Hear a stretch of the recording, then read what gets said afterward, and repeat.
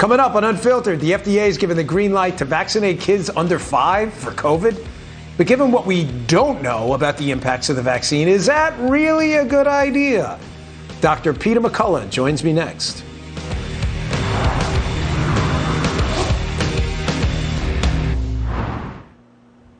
Welcome back to Unfiltered. Common viruses like the flu are surging in kids nationwide. Some doctors say the lockdowns may be partially to blame. You know, that whole hygiene hypothesis for sheltering kids' immune systems. They were kind of warned about that, right? Here to break down this threat is cardiologist and co-author of The Courage to Face COVID-19, Dr. Peter McCullough. Doctor, as always, thank you for joining us.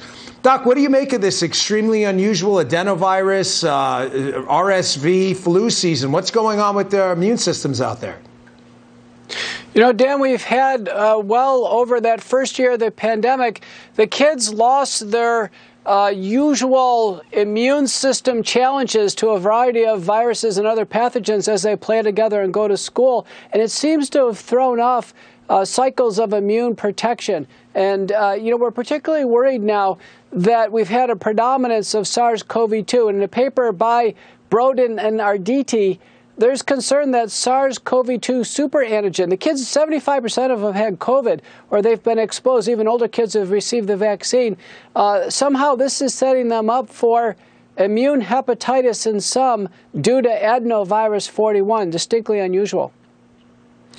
Doc, I wish we were hearing this out in the mainstream media. Unfortunately, it's just a limited number of people, including you, talking about it. Let me move on to the second topic regarding COVID.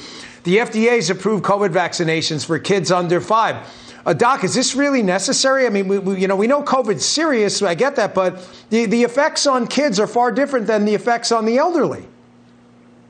It's true. It's characteristically a mild syndrome in children. So they're not medically necessary nor clinically indicated.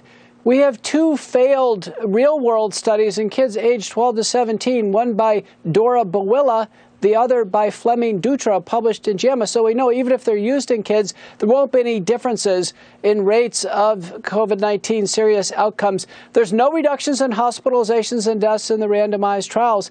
And Dan, we have no assurances that these are safe over the long term.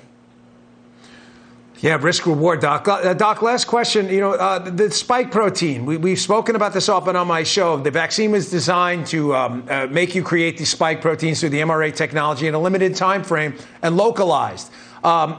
Is there any relationship to this, the clotting and these persistent problems we've been hearing about? Is that related to the spike protein and mRNA technology?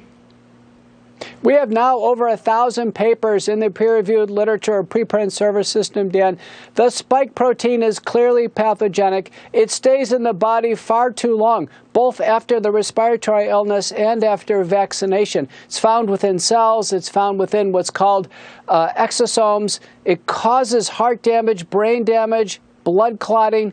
And I can tell you the best thing to do is to avoid exposure to the spike protein. For most people now, that means deferring on any more vaccination. Doc, thanks for your time and thanks for writing the book. It's spectacular. Thanks a lot. Thanks.